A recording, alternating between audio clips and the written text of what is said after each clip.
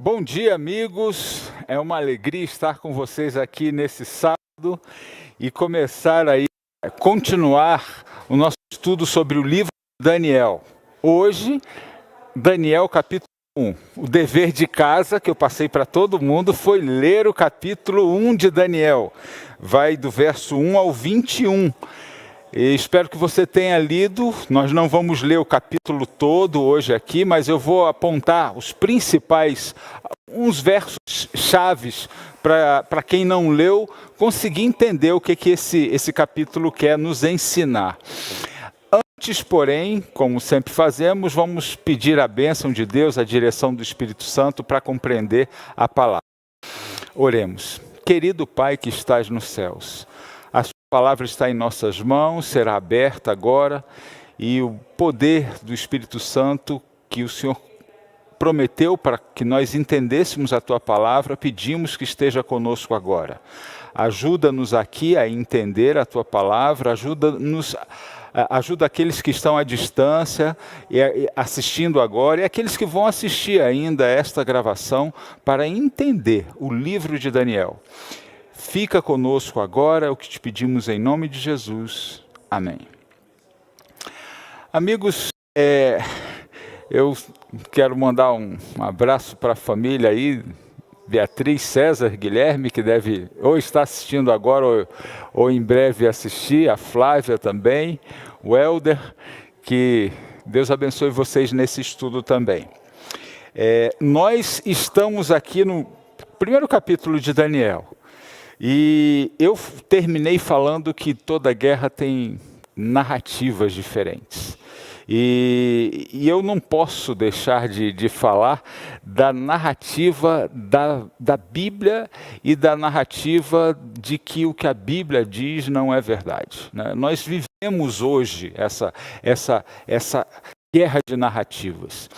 A Bíblia, como vocês sabem, é um livro hoje completamente conhecido em todos os lugares, né? O livro mais publicado no mundo.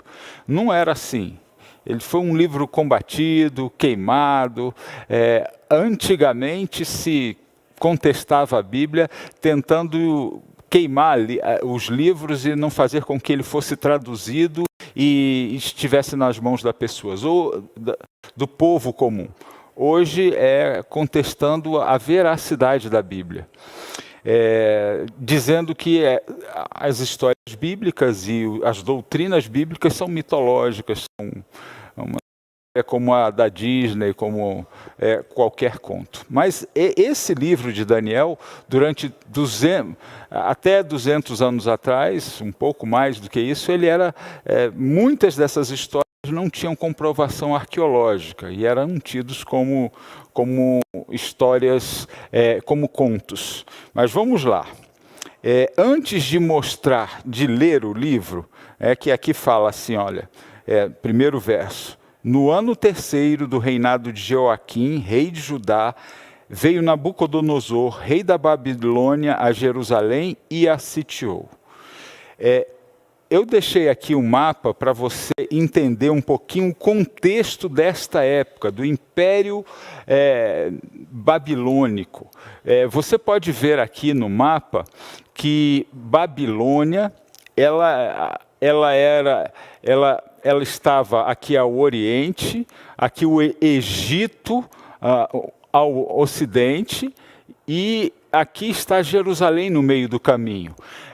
Babilônia, para ir ao Egito, teria que passar por Jerusalém, caminho. A passagem entre o Mar Mediterrâneo e o Mar Vermelho. E a forma de se deslocar até o Egito teria que passar por Jerusalém. E Babilônia vem de algumas vitórias. Nabucodonosor era filho de Nabopolassar, que era o pai dele, era o rei, e ele, como príncipe herdeiro, ele era um general de batalha também, e ele já tinha destruído o Nínive, que era a capital do Império Assírio, que era antes de Babilônia. Quem conhece a Bíblia, em Isaías e em Crônicas também, essa história do Império Assírio dominando esta região aqui. se destaca muito o rei Senaqueribe, um rei assírio que dominou toda essa região.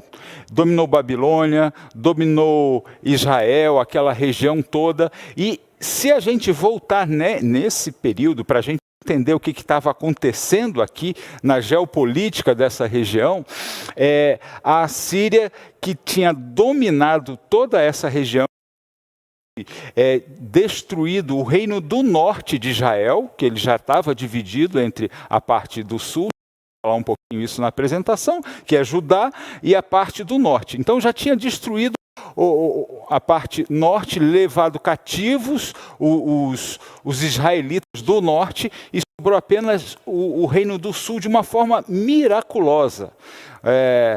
O exército assírio era poderoso, tinha vencido Babilônia, tinha vencido o Egito, tinha vencido Israel, mas ali durante o reinado de Ezequias, ele, de uma forma milagrosa, não conseguiu Ezequias nem o reino do sul. Sobrou só Jerusalém ali sem ser dominada pelos assírios. E muito interessante, antes de continuar Daniel, eu queria convidar vocês a irem lá no capítulo 39 de Isaías, só para a gente entender esse contexto. E olha que coisa interessante, como aconteceram alguns milagres ali, milagres que Jerusalém não foi tomada pelos assírios, e o rei Ezequias também, que foi o rei da resistência, que resistiu a essa invasão, ele ficou doente e também milagrosamente foi curado. E olha que curioso, alguns dos príncipes de Babilônia foram lá conversar com Ezequias. E aí Ezequias mostrou todo o tesouro, mostrou o reino, não falou de Deus, porque Deus tinha atuado poderosamente. Deus tinha atuado poderosamente para que Jerusalém não fosse tomada, né? Então, e ele, como não falou de Jerusalém, de Deus, como ele não falou que Deus tinha feito isso, Isaías fez uma profecia. E olha que profecia triste essa. No verso 7 do capítulo 39. Dos teus próprios filhos. Verso 6, melhor. Eis que virão dias em que tudo quanto houver em tua casa, com o que entesouraram os teus pais até o dia de hoje, será levado para a Babilônia, não ficará coisa alguma, disse o Senhor, dos teus próprios filhos que tu gerares, tomarão para que sejam eunucos no palácio do rei na Babilônia. E olha aqui que Ezequias respondeu. Então disse Ezequias a Isaías, boa é a palavra do Senhor, que disseste, pois pensava, haverá paz e segurança em meus dias. Então Isaías disse, olha, como você não falou que foi Deus que te livrou, vão vir pessoas de Babilônia, vão destruir tudo aqui, vão levar os teus filhos como eunucos.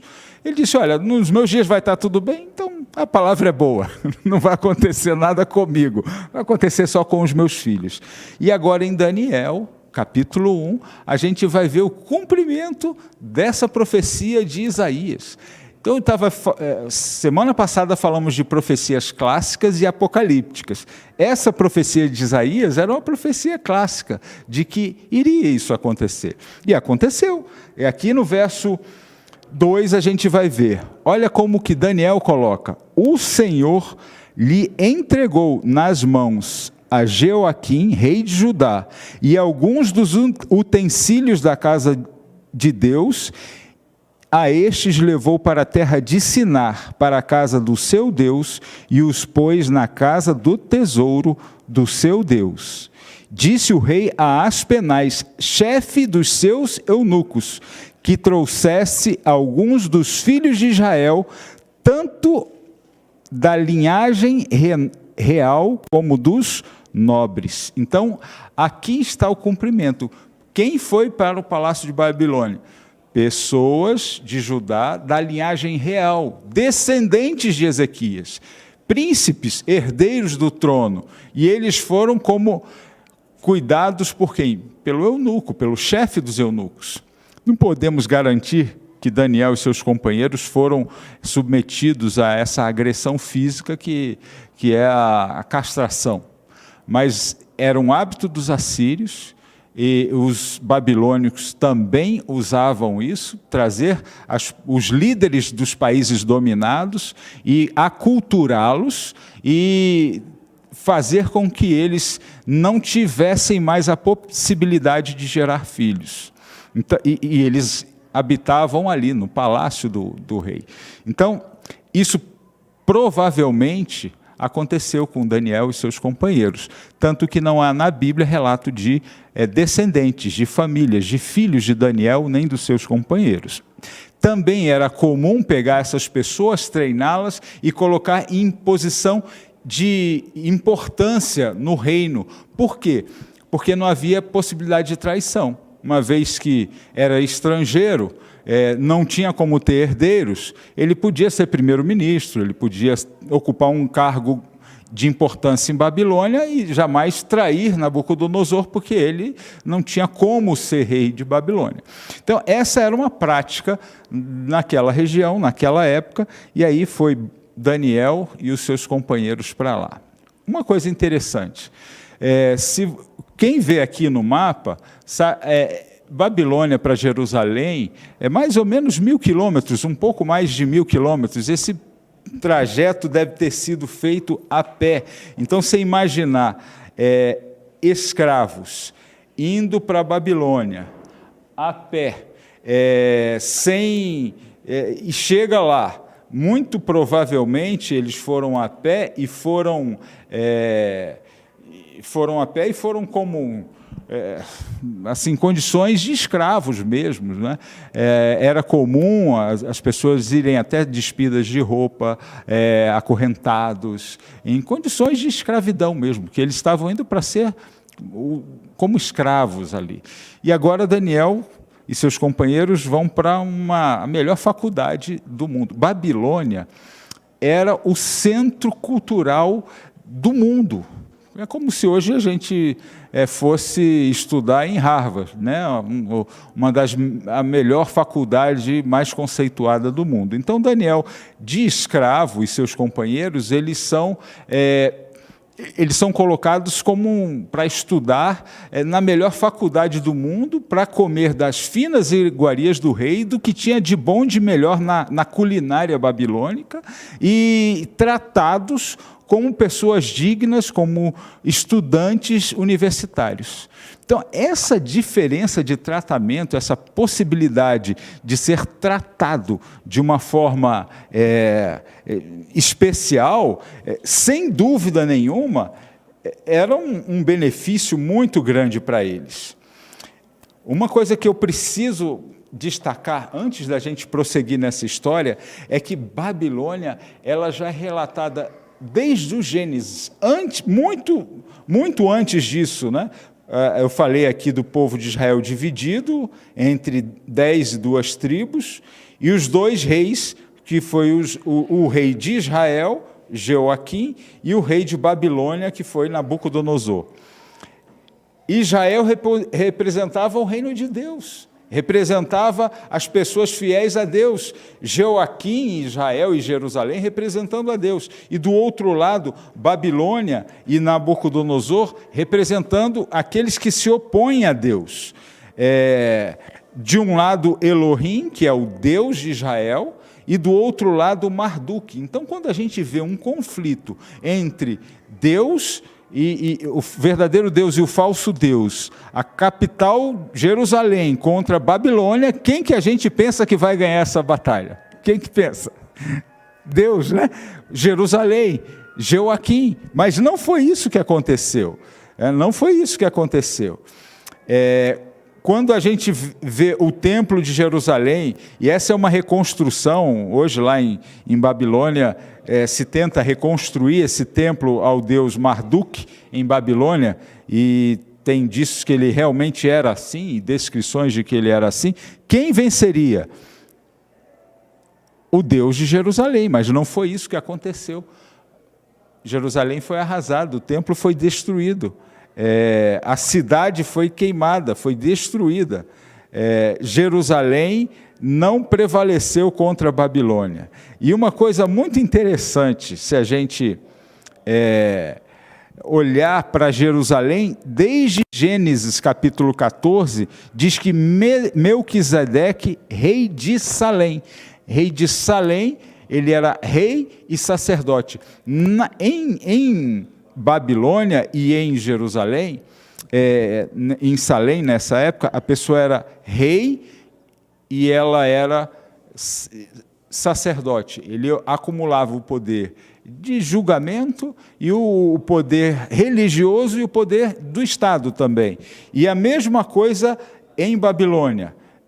O rei, ele representava os dois poderes. E aqui fala de Nimrod, que foi quem fundou que criou ali, na mesma região onde Babilônia foi edificada, a Torre de Babel, que deu origem à Babilônia. Então, olha que coisa interessante. Desde o princípio, Babilônia já é falada e Jerusalém também. Em Gênesis se fala de Salém e se fala de Babel. Agora nós estamos em Daniel, milhares de anos depois, centenas de anos depois, e agora, se a gente for lá para o final da Bíblia, se a gente for lá para Apocalipse, o que a gente vai ver em Apocalipse? Apocalipse 18, verso 2 e 3, e diz: caiu a grande Babilônia. Interessante, agora está apontando lá para o futuro, para o tempo do fim, para os últimos capítulos da Bíblia, e está falando que Babilônia está caindo. É estranho, porque ali Babilônia, o Império Neobabilônico, nós sabemos que ele não existe, que ele deixou de existir, e Babilônia jamais seria edificada. Mas aqui a Bíblia fala de Babilônia no futuro, e fala também de Jerusalém no futuro. Se a gente for no capítulo 21, verso 2, 1 e 2, vai dizer: vi novo céu e nova terra, pois o primeiro céu e a primeira terra passaram e o mar já não existe. Vi também a cidade santa, Nova Jerusalém. Então, Jerusalém está no Gênesis, Jerusalém está durante a Bíblia e está no Apocalipse, está no futuro. Babilônia está no passado, mais remoto, está no tempo de Daniel e se refere a Babilônia no futuro também. Então, o que é Jerusalém e o que é Babilônia? O que isso simboliza? O que isso apresenta para nós? Durante o estudo de Daniel, nós vamos entender essa Babilônia do futuro. Agora, nós vamos continuar aprendendo sobre a Babilônia do tempo de Daniel, para, conhecendo a Babilônia do tempo de Daniel, a gente projetar o que seria, o que será, ou o que está sendo a Babilônia dos nossos dias e do futuro, ok? De toda forma, a gente vê que tem um conflito entre Jerusalém e Babilônia. Existe o povo de Deus envolvido nessa batalha entre, na realidade, Babilônia queria invadir o Egito e ali estava Jerusalém no meio. E quando se leva os filhos de Deus, quando se leva Daniel para lá, ele é submetido a uma pressão mental, física e espiritual. É interessante que não existe um esforço para destruir Daniel e seus companheiros. Não, o objetivo não é esse. O que a Bíblia fala aqui no verso 1 até o verso 7? Fala sobre essa pressão. Então, se a gente olhar no aspecto físico, qual era a pressão em cima de Daniel? A pressão em cima de Daniel pode ter sido, e seus companheiros, a pressão física com a castração. Vocês imaginam, a dor né? A privação da testosterona, dos seus hormônios normais. Existem descrições de pessoas castradas nessa época, né? Jovens, adolescentes, não teriam barba, ficariam com o rosto mais gordinho, ficariam com a voz mais fina, não sofreriam os efeitos fisiológicos desse hormônio e não teriam desejo sexual por não ter os hormônios masculinos. Não tem nada a ver com o homossexualismo, mas esses jovens, quando são castrados nessa idade, eles perdem as características masculinas secundárias. Esse era um objetivo para que eles se dedicassem exclusivamente a estudar, a aprender, não ter outros interesses, não desviar o foco. Eles eram pessoas treinadas somente para estudar. E aqui fala o que eles iriam estudar, né? Eles iriam estudar a língua dos caldeus, a cultura dos caldeus, no verso 4, e ali, na cultura dos caldeus, eles conheciam muito a astronomia, a astrologia, eles conheciam adivinhações, a matemática dos caldeus era extremamente especial. Vocês sabem que até hoje nós sofremos a influência da matemática dos caldeus? A matemática dos caldeus, diferente da nossa, a nossa é decimal. A gente conta de 1 até 10, é a matemática atual. Mas a dos caldeus era sexagemal. Então, se você olhar, por exemplo, o tempo nosso é marcado pela matemática dos caldeus. Você vai até 60 e volta para 1 de novo. Então, a influência da matemática dos caldeus foi tão forte que até hoje nós temos isso. Também os graus.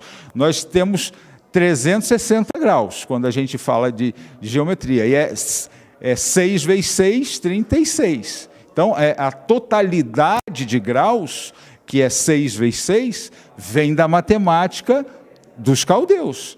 Então, tudo era feito em cima. Então, era o berço da ciência. E aí, Daniel e os seus companheiros foram estudar matemática, foram estudar geografia, foram estudar astronomia e a língua dos caldeus. Se você quiser descobrir qual é o império preponderante no mundo, você ver, simplesmente você observar algumas coisas. Você vê na parte mental, primeiro, qual é a língua predominante no mundo? Então, o império predominante, ele impõe a sua língua, ele impõe a sua moeda, ele impõe a sua cultura alimentar. Então, se você procurar no mundo todo, da onde tem mais restaurantes, de que lugar, você vai descobrir quem é o império que predomina, que põe as regras, que determina a sua cultura.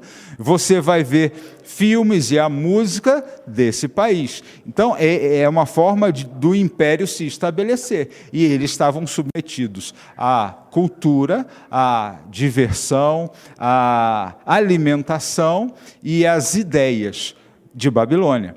Como hoje nós também somos submetidos a esse mesmo tipo de domínio, esse mesmo tipo de exposição à cultura do país dominante ou do império dominante da nossa época.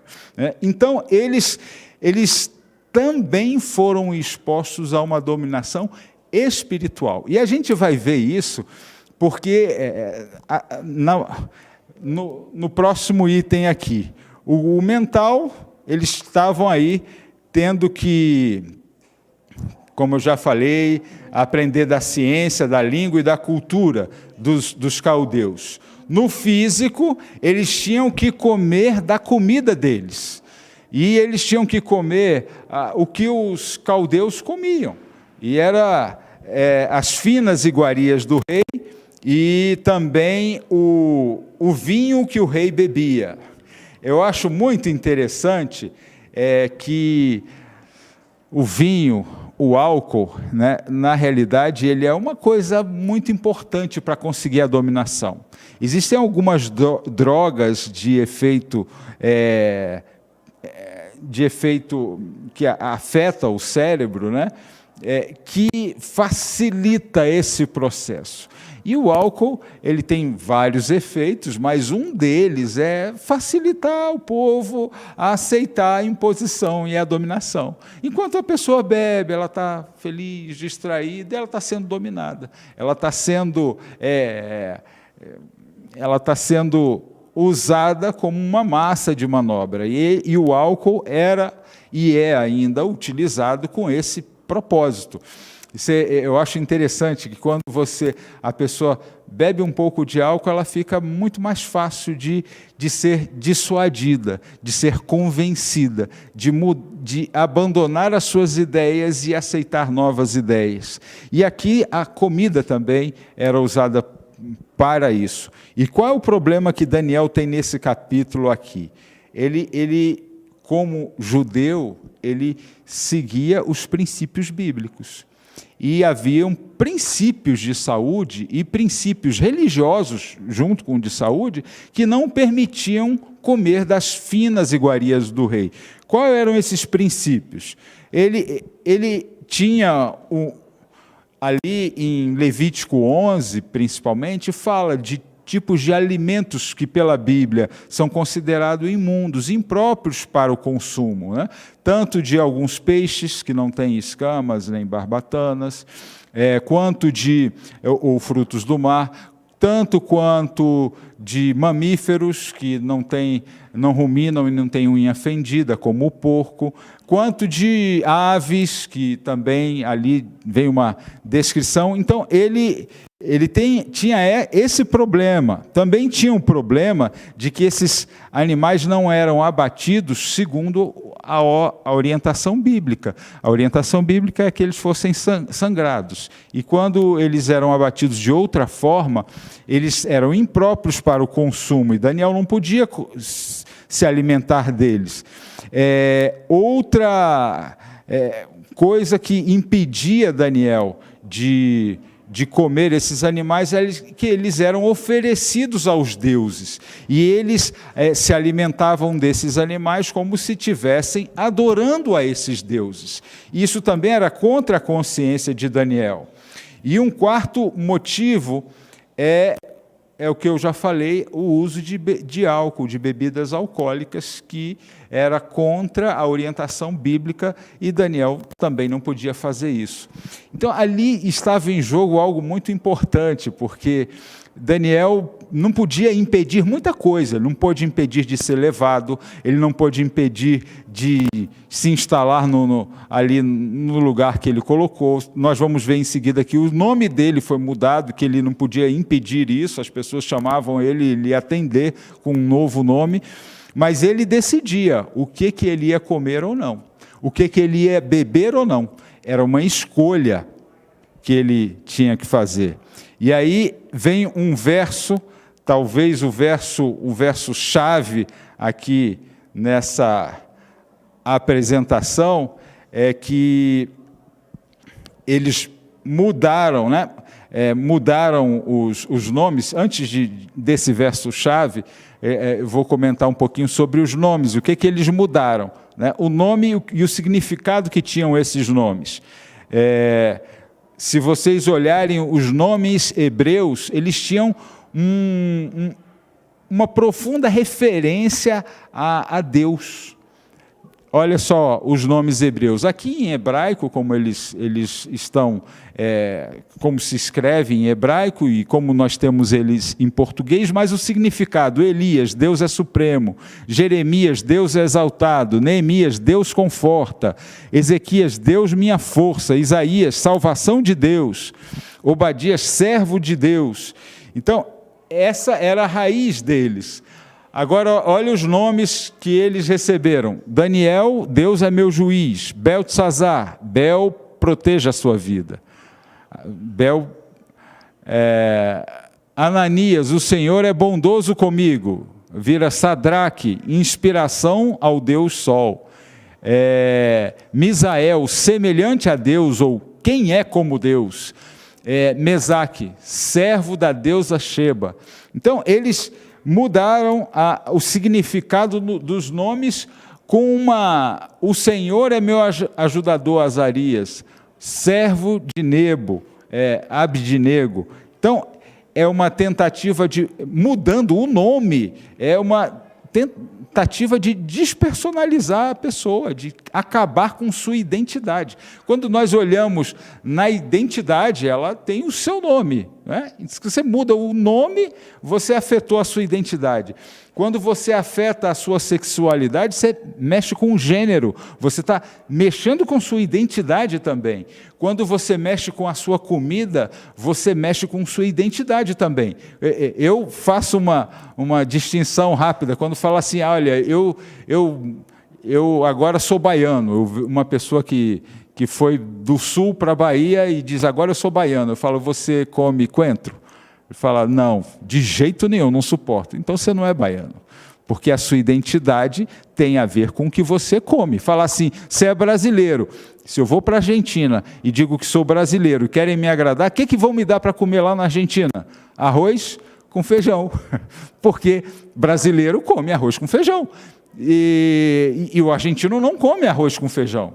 Não come diariamente, isso não é uma comida comum para eles. Mas se eles querem me agradar, conhecem minha identidade, minha nacionalidade, vão dar arroz com feijão. Então a identidade tem a ver com o que você come, tem a ver com o seu nome, tem a ver com o seu gênero e tem a ver com sua religião.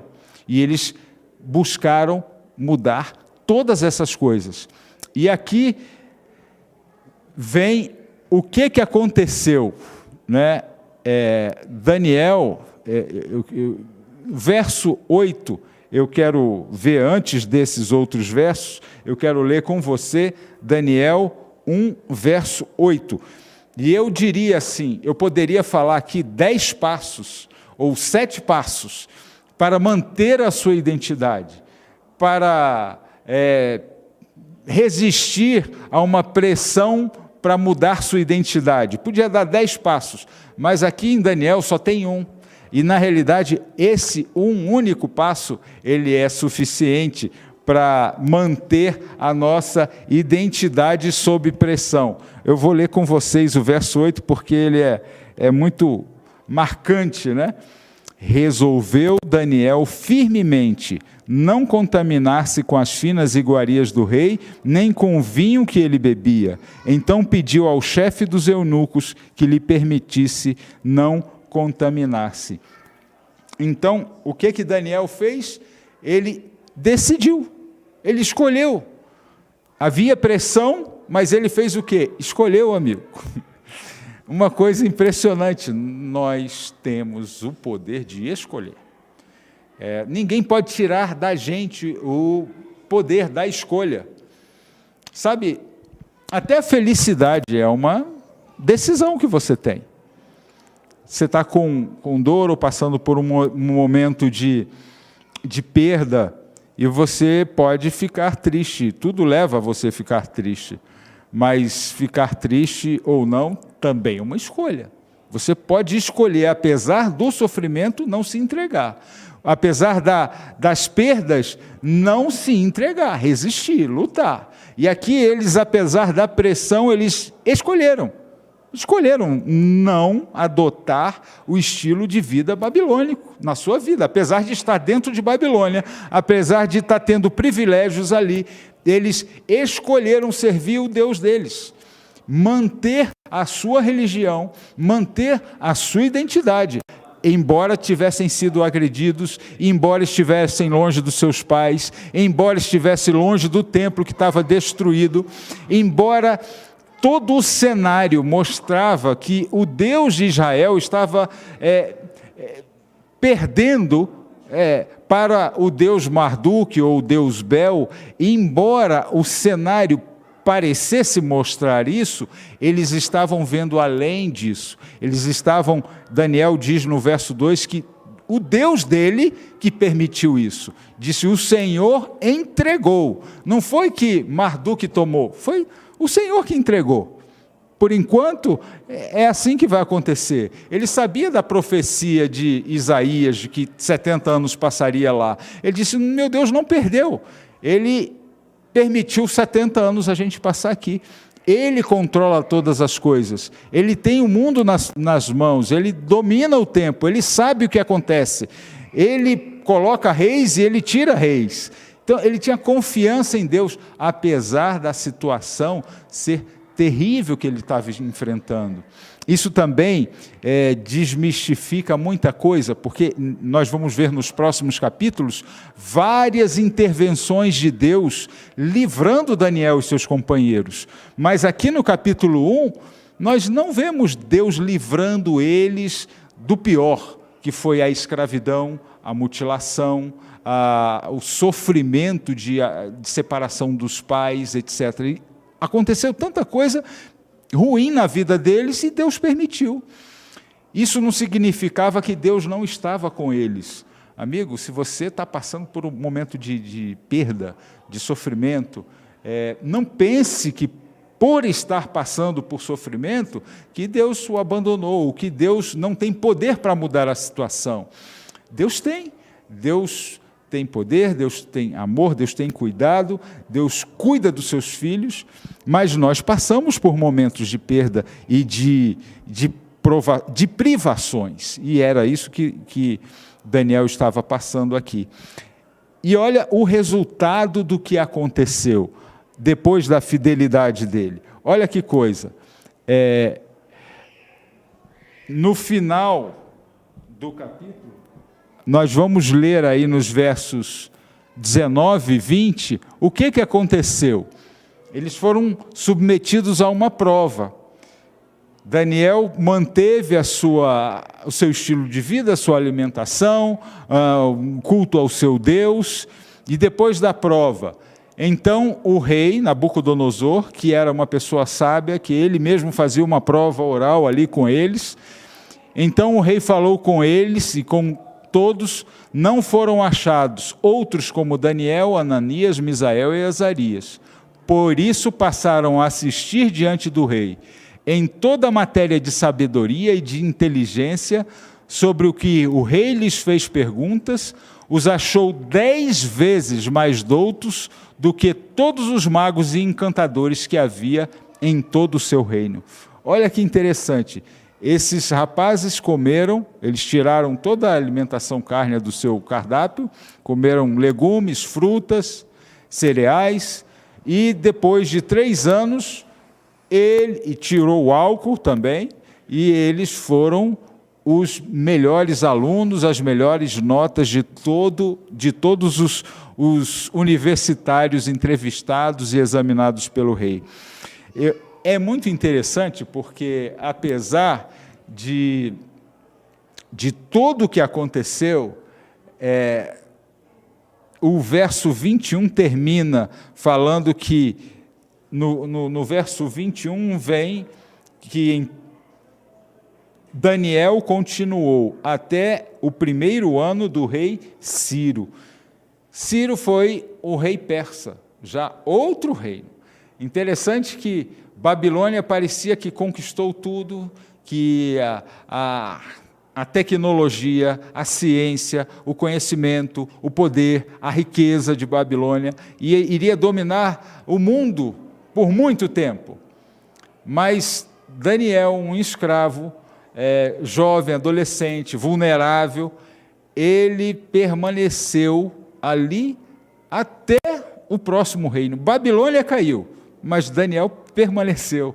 Olha que interessante como que uma pessoa que segue os princípios, que mantém sua identidade, que é abençoado por Deus, ele consegue permanecer a despeito das condições que existem. E eu queria finalizar aqui comentando algumas coisas. Muitas vezes os adventistas são condenados pelo seu regime, pela sua dieta, pelo seu estilo de vida, que consiste de 8 princípios. Nós sabemos que a Bíblia permite comer carne, os sacerdotes comiam carne, mas nós também sabemos que o ideal de Deus, quando criou o mundo, era que fôssemos vegetarianos e que no céu não vai haver morte, logo não vai haver carnívoros no céu. Mas muitas vezes somos condenados por isso. Estimulamos a atividade física, dormir. São 8 princípios de saúde que nós entendemos que a Bíblia nos estimula a ter. E aqui nessa publicação da National Geographic e em muitas publicações científicas, comparando a vida dos adventistas com a vida dos que não praticam esses princípios, se percebe que os adventistas que adotam esses princípios, baseados muito na vida de Daniel, no estilo de vida de Daniel, no estilo de vida bíblico, eles têm uma vida maior, vivem 7 a 10 anos mais do que os que não praticam esses princípios, têm menor incidência de câncer e doenças degenerativas, e têm uma autonomia por mais tempo em sua vida, especialmente também incidências de câncer e câncer de cólon e outros, em menor grau do que aqueles que não seguem esses princípios de alimentação e de saúde. Sabe, quando nós seguimos os princípios bíblicos, os princípios que Deus nos ensina, Ele não nos coloca isso só porque Ele gosta de ver, como se Ele gostasse de ver nós sendo privados da felicidade, dos prazeres dessa vida. Mas na realidade Ele conhece como nós somos formados, e Ele sabe o que realmente vai nos fazer bem, para a nossa felicidade, para a nossa saúde, para o nosso bem-estar. E esses princípios, eles não são a barreira para a nossa felicidade, eles são o segredo da nossa felicidade. São segredos de como fazer o nosso cérebro funcionar bem, o nosso corpo funcionar bem, como nós podemos ser mais produtivos, mais sábios, mais felizes, seguindo os princípios que Ele nos colocou. As suas leis são um caminho, um manual para que nós sejamos mais felizes e funcionemos melhor.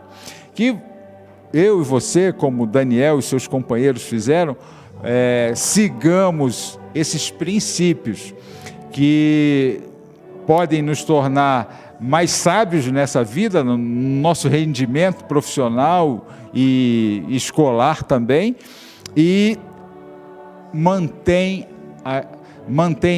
a nossa família, a cada um de nós, resistentes à pressão de nos moldarmos ao estilo de vida de Babilônia, que é fundado no materialismo, fundado numa visão imediatista de correr atrás de coisas que não vão tornar o nosso corpo mais saudável, a nossa família mais saudável, a nossa vida mais feliz.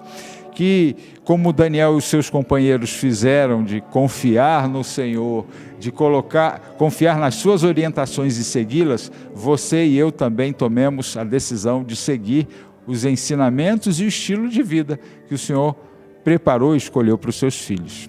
Amém?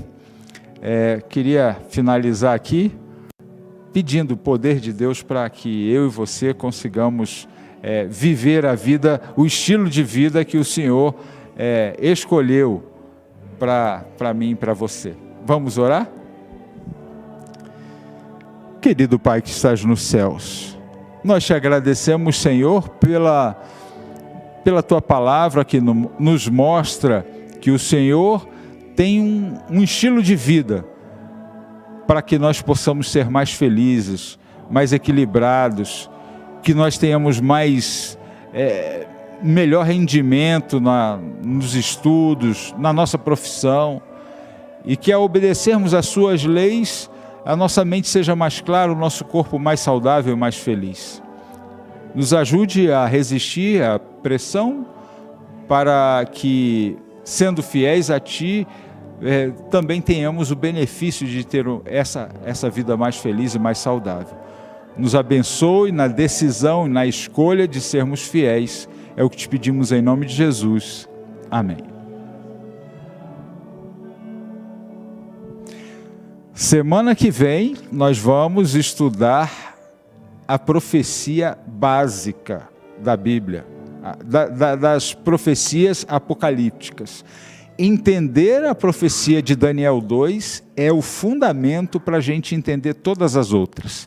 Então, por favor, o dever de casa dessa semana é leia Daniel 2.